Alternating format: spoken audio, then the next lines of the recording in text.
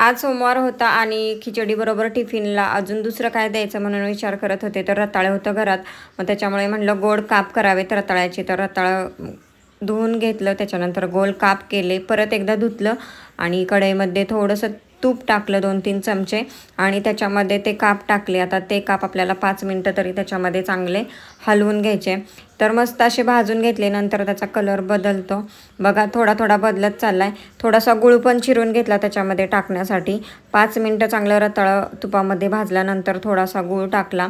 गोड जास्त कमी तुम्हाला जसं आवडतं आहे तसं तुम्ही ॲड करू शकता. आणि ते चांगलं हलवून घेतलं. गूळ टाकल्यानंतर थोडंसं पाणी सुटतं. मग झाकण ठेवलं आणि ते चांगलं शिजून दिलं. तर 5 मिनटातच रेसिपी होते आणि टेस्टला खूप छान लागते. मी पहिल्यांदाच बनवलं, पण मस्त जमलं होतं आणि टेस्ट पण खूप छान लागत होते.